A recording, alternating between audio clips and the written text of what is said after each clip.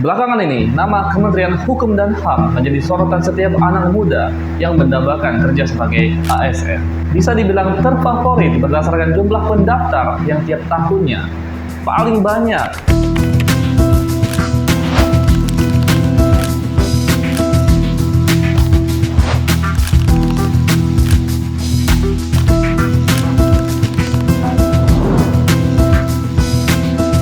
Hal ini menjadi kebanggaan tersendiri bagiku dan juga seluruh ASN Kemenkumham.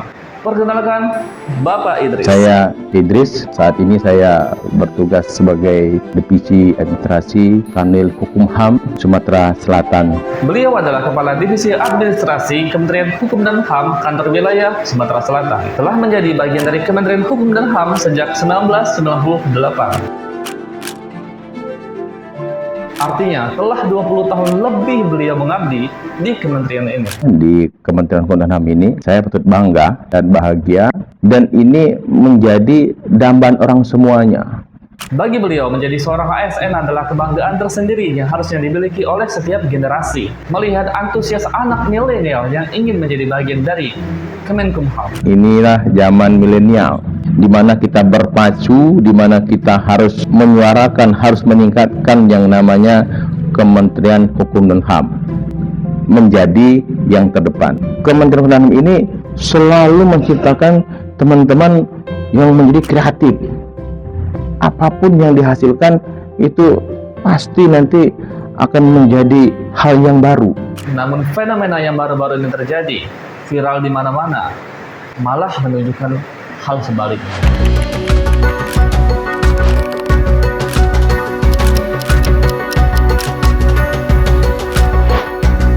Viral di mana-mana. Aku juga sempat kaget pertama membaca berita tersebut.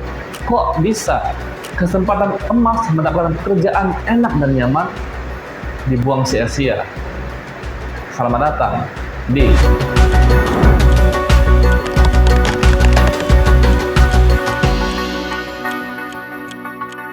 Kita tidak tahu pasti alasan sebenarnya kenapa mereka mengundurkan diri. Mungkin saja ada yang keterima kerja di tempat lain dan sebagainya. Dan itu semua pilihan hidup yang harusnya kita hargai. Namun, dari beberapa sumber terpercaya, kami simpulkan ada 4 hal utama yang membuat anak muda, milenial, tidak mau menjadi seorang ASN.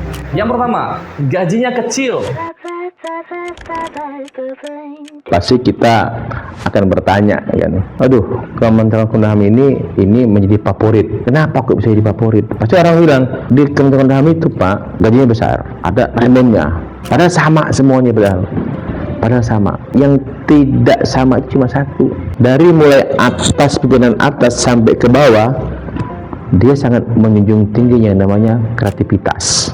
Menurut Bapak Idris, bekerja melihat gajinya besar atau kecil, itu nggak masalah. Beliau pun dulu melakukan hal yang sama. Ketika pada zamannya Presiden Gus Dur meningkatkan gaji karyawan, itu pun yang menjadi saya sangat tertarik. Lepas dari semua motivasi yang gajinya besar atau kecil, yang terpenting adalah dulu ketika kita akan mendaftarkan diri menjadi ASN Kumham, kita dulu daftar aja. Sekarang tidak. Apa saya punya keahlian? Oh, saya ini keahliannya di bidang desainer, atau di bidang tata letak, atau saya ini ahlinya di bidang hukum internasional. Ada formasi di sana. Ketika dia masuk itu, dia sudah sesuai passionnya.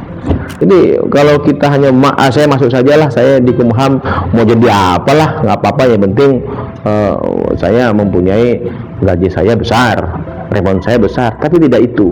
Semua gaji remon itu ada. Cuma tantangan-tantangan ini yang menjadi sehingga Kumham ini menjadi kementerian yang terfavorit di kementerian. Yang kedua, tidak berani ditempatkan jauh. Ketika orang dipromosikan ke satu tempat, pasti dia akan berbicara, saya kapan akan dipindahkan. Bagi saya tidak. Ketika saya akan berbicara, saya akan berbuat apa ini. Berulang-ulang kali, Pak Menteri, kalian di daerah itu harus mempunyai legacy. Ini penting.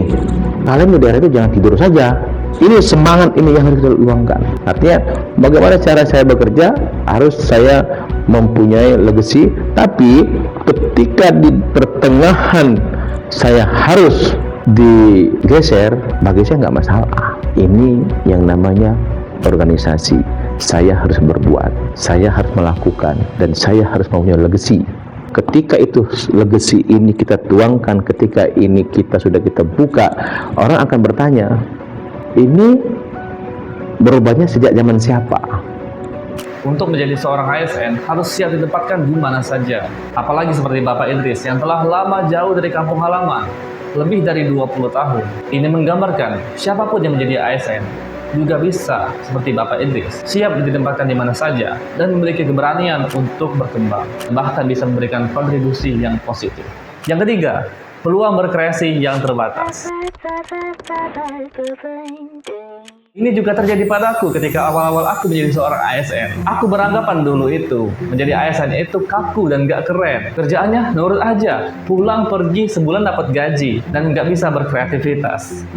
Ternyata aku salah. Kita bekerja dimanapun, ya. Sekarang ini tidak ada yang namanya batas, tidak ada yang namanya ceritanya saya tidak punya waktu. Semuanya sekarang ini kantor itu tidak punya dinding dan tidak punya waktu, karena teman-teman ini sudah pada canggih-canggih semua kreatif. Apalagi sekarang Kementerian HAM ini bekerjanya pun kita di luar negeri bisa bekerja loh Pak. Kalau dulu kita disposisi pimpinan itu kalau berposisi tunggu saya pulang dulu, sekarang enggak. Kecanggihan itulah yang dimiliki. Nah, kenapa tidak hal ini ditambahkan dengan teman-teman yang saya sampaikan tadi, teman-teman yang milenial, teman-teman kreatif yang selalu menunjukkan inovasi dan integritas yang sangat luar biasa, semangatnya luar biasa, sehingga menimbulkan semangat yang tidak akan padam. Artinya jangan takut, dan teman-teman yang ada di daerah manapun jangan takut.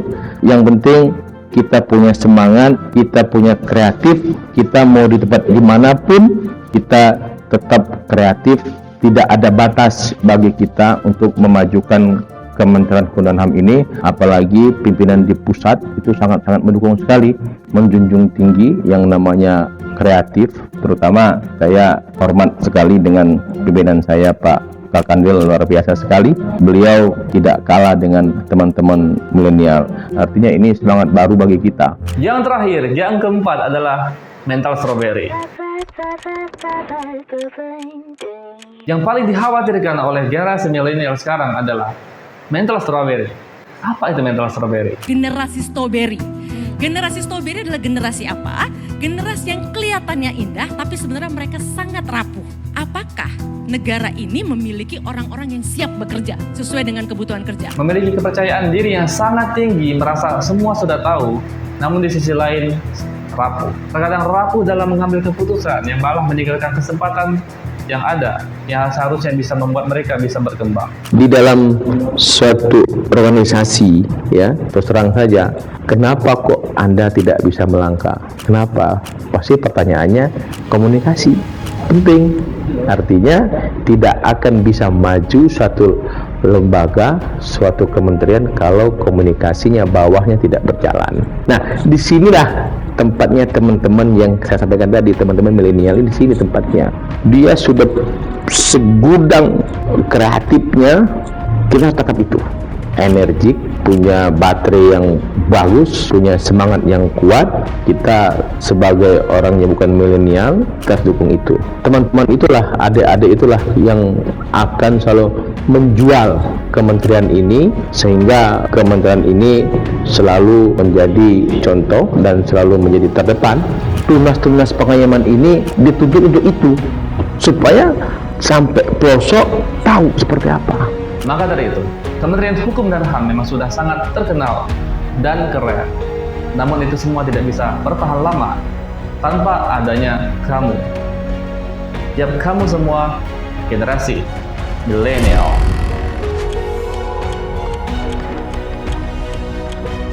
Kementerian ini terletak di pundak teman-teman milenial sekarang ini, dan kesempatan ini harus dapat kita peroleh sedemikian rupa. Teman-teman milenial lah nanti yang akan ke depan mengoperasionalkan semuanya ini. Teman-teman milenial lah yang nanti yang akan memimpin semuanya ini. Untuk kita, apapun kesempatan yang kita ambil, itu memiliki konsekuensinya tersendiri. Bekerja melihat gaji, lokasi, kesempatan apa yang ada, itu bukan masalah, tapi bukan hal utama. Yang penting, kemauan berkembang harus selalu ada. Gak ada yang melarang kamu untuk maju, gak ada yang melarang kamu untuk kreatif dan inovatif. Pertanyaannya, Anda mau atau tidak? aku Arie Zulkarnain. Simple but impressive. And I could just carry on loving you without no trouble like we